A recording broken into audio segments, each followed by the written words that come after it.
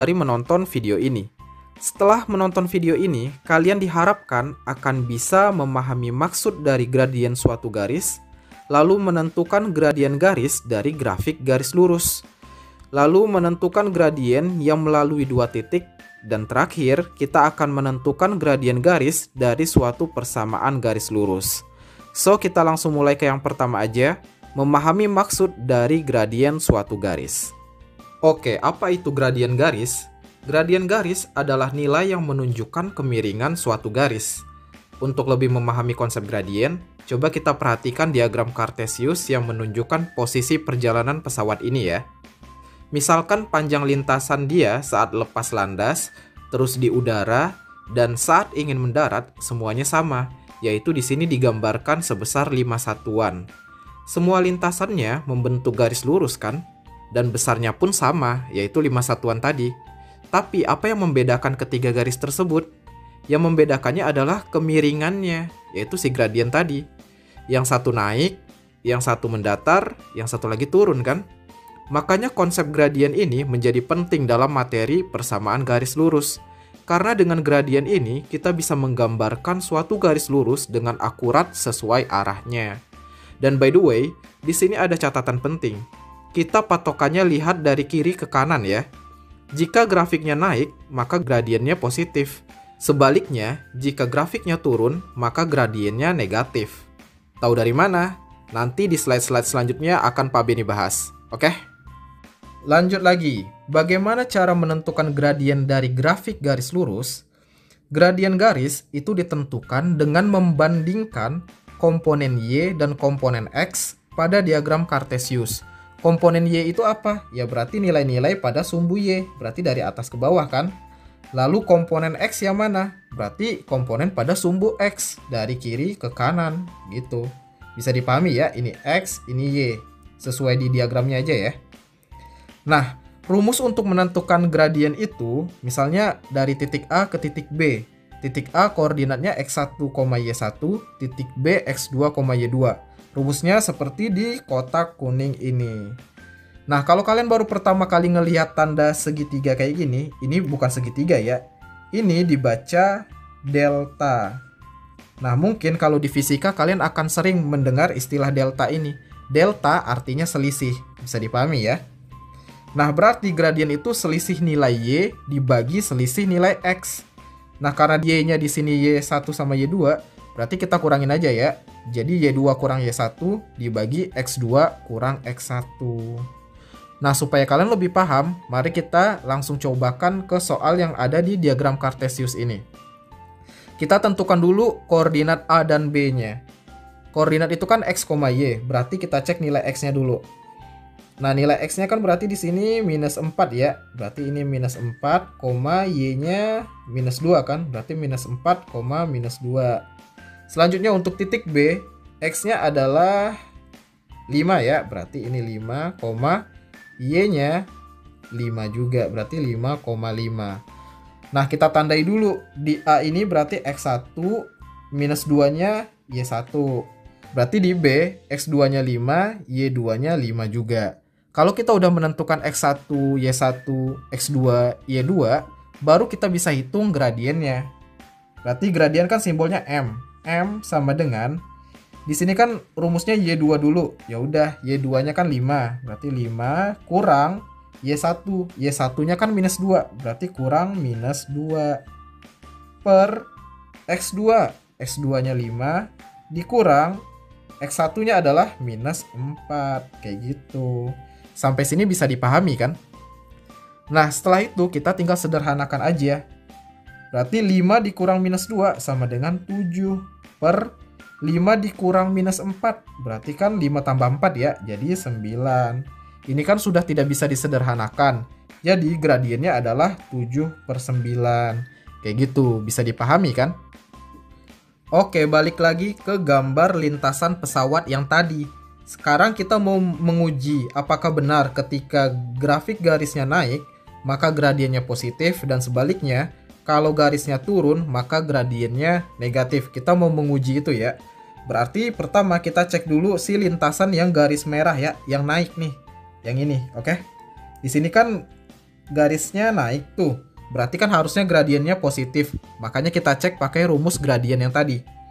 Nah, kita simbolkan dulu. Misalnya ini X1, Y1, lalu X2, Y2, ya kan? Kita kan konsisten aja ya. Kita lihatnya dari kiri ke kanan. Berarti X1, Y1-nya yang paling kiri. Kanannya nanti X2, Y2. Berarti gradiennya untuk lintasannya merah yang naik. Berarti M sama dengan Y2 kurang Y1. Y2-nya di sini 5, berarti 5 kurang Y1-nya kan 2, berarti 5 kurang 2 per X2-nya minus 2, berarti minus 2 dikurang X1-nya minus 6 dikurang minus 6 sama dengan 5 kurang 2 itu kan 3 per minus 2 dikurang minus 6, berarti kan sama dengan minus 2 tambah 6. Minus 2 tambah 6 berarti sama dengan 4, ya kan? Positif kan? Berarti benar dong yang pertama ini. Berarti kalau grafik garisnya naik, maka gradiennya positif. Di sini M sama dengan 3/4. Positif, ya kan? Next, misalnya kalau kita mau ngecek yang turun dulu. Kita ambil dari kiri dulu ya. Berarti ini X1, ini Y1, ini X2, ini Y2. Gitu kan?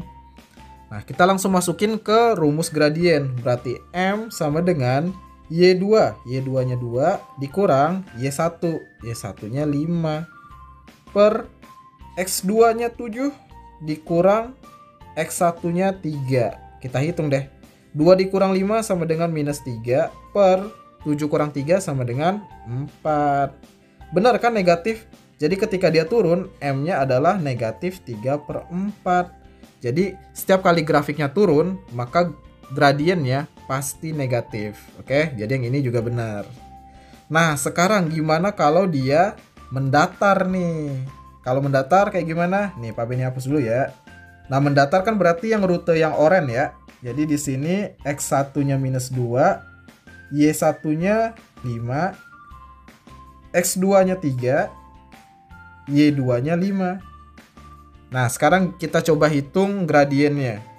M sama dengan Y2, berarti 5 dikurang Y1, 5 kurang 5, per X2, berarti 3 dikurang X1-nya, minus 2. Nah, 5 kurang 5 kan 0, per 3 dikurang minus 2, berarti 3 tambah 2, sama dengan 5. 0 dibagi 5 sama dengan, ya 0 kan? Nah, jadi kita dapat kesimpulan baru lagi. Kalau garisnya mendatar aja, berarti gradiennya bukan positif, bukan negatif, tapi sama dengan 0, kayak gitu. Bisa dipahami ya sejauh ini?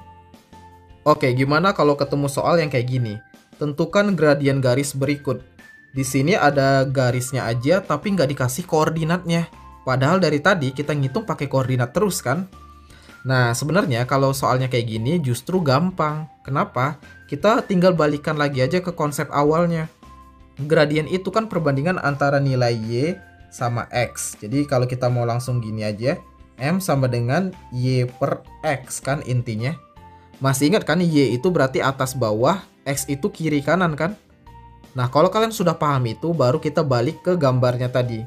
Di sini kita mau cari gradien dari A ke B kan? Nah, A ke B itu kan berarti Y-nya dia kan turun nih. 1, 2, turun 2. Lalu ke kanan 1, 2, 3. Nah, inilah Y-nya sama X-nya nanti. Kayak gitu aja. Berarti nanti gradiennya sama dengan Y-nya kan turun 2. Berarti ini 2. Lalu X-nya 3 ke kanan kan? Berarti ya udah X-nya 3. Tapi ini belum selesai. Kita cek lagi. Tadi kalau grafik garisnya turun, berarti gradiennya negatif kan? Nah, kita tahu ini turun kan dari kiri ke kanan ya, lihatnya. Dari kiri ke kanan, grafik garis ini turun nih. Berarti dia pasti gradiennya negatif. So, kita tinggal kasih tanda aja ini negatif. Jadi, jawabannya adalah gradien untuk garis ini sama dengan minus 2/3. Gampang kan? Oke, lanjut lagi. Tentukan gradien yang melalui titik-titik berikut. Di sini kita cuma dikasih koordinatnya, tapi nggak dikasih gambarnya. Nggak masalah ya, kita tetap konsisten ke rumusnya. M sama dengan Y2 kurang Y1 per X2 dikurang X1. Makanya kalau ketemu soal kayak gini, kita tandai dulu aja. Berarti di sini X1, ini Y1, lalu kolom sini X2 dan Y2. Gitu aja terus ya. Sekarang kita mulai dari yang soal yang I dulu. Katanya melewati 3,4 dan minus 2,3. Berarti gradiennya adalah Y2. Y2-nya 3, berarti 3 kurang Y1. Y1-nya 4 kan? Berarti 3 kurang 4 per X2. X2-nya minus 2. Berarti di sini minus 2 kurang X1-nya 3 kan? Berarti minus 2 kurang 3 kayak gitu. Lanjutin aja. Berarti sama dengan 3 kurang 4 itu minus 1 per minus 2 dikurang 3. Berarti kan minus 5. Kita sederhanakan aja ya. Minus dibagi minus kan positif. Jadi jawabannya adalah 1 per 5 kayak gitu. Bisa dipahami yang ini ya. Lanjut ke yang soal II. Berarti M sama dengan Y2-nya di sini 4. Berarti 4 dikurang Y1-nya 5. Berarti 4 kurang 5. Per X2-nya minus 1 dikurang X1-nya 4. Jadi minus 1 dikurang 4. Sama dengan 4 kurang 5 minus 1 per minus 1 kurang 4. Minus 5 juga kayak nomor yang pertama tadi ya. So kita tinggal sederhanakan negatif bagi negatif sama dengan positif. Jadi jawaban akhirnya adalah 1 per 5 juga. Next yang terakhir soal yang III. Berarti M sama dengan Y2-nya di sini minus 6. Berarti minus 6 dikurang Y1-nya 0. Berarti minus 6 kurang 0 per X2-nya 0.